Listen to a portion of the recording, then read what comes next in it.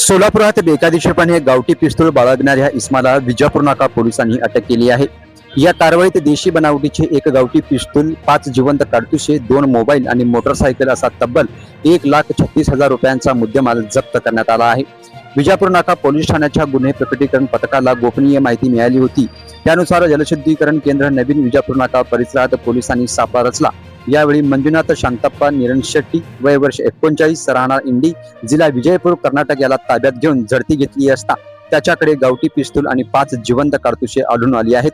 पिस्तूल बाळगण्याचा कोणताही परवाना नसल्याने त्याच्या विरुद्ध भारतीय हत्यार कायद्यानुसार गुन्हा दाखल करून अटक करण्यात आली आहे. दरम्यान पोलिसांच्या चौकशीत हे पिस्तूल आणि काडतुसे इंडी येथील त्याचा मित्र घनश्याम दलिचंद जाट वय वर्ष 27 याच्याकडून घेतल्याची माहिती समोर आली आहे. त्यानंतर पोलिसांनी घनश्याम जाट यालाही कर्नाटकातील इंडी येथून ताब्यात घेत अटक केली आहे. या प्रकरणात गावठी पिस्तूल नेमके कुठून आले आणि त्यामागे आणखीन कोणाचा सहभाग आहे का याचा तपास विजापूर नाका पोलीस करीत आहेत. आता तो एक्सपर्टला जर आम्ही पाठवल्यानंतर त्या अहवालावरूनच आमच्या लक्षात येईल ते गुन्हा म्हणजे पिस्टल वापरले का नाही म्हणून. ते आम्ही तज्ञ नसल्यामुळे आम्हाला सांगता येत नाही. तर तज्ञांकडून संबंध आहे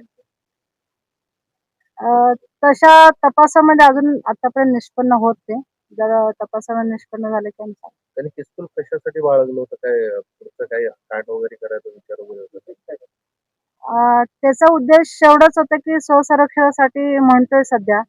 त्यांना असे जरा थोडेसे दुसरीकडे जाऊन प्रवास करायची जर जास्त आवड असल्यामुळे आणि एका राज्यातून दुसऱ्या राज्यात आणि अशा प्रवासामध्ये स्वतःच्या याच्यासाठी ते बाळगले असा आता प्राथमिक आमचा अंदाज आहे. आणखीन आम्ही सखोल त्यांच्याकडे चौकशी करू, तपास. 2026 मध्ये आतापर्यंत 2 अग्निशस्त्राची कारवाई केलेली आहे आणि तशा पद्धतीने 2 गुन्हे दाखल झालेले आहेत. जी गाडी सापडलेली आहे मोटरसायकल ती कुणाची मालकीची आहे, काय कळलं आहे?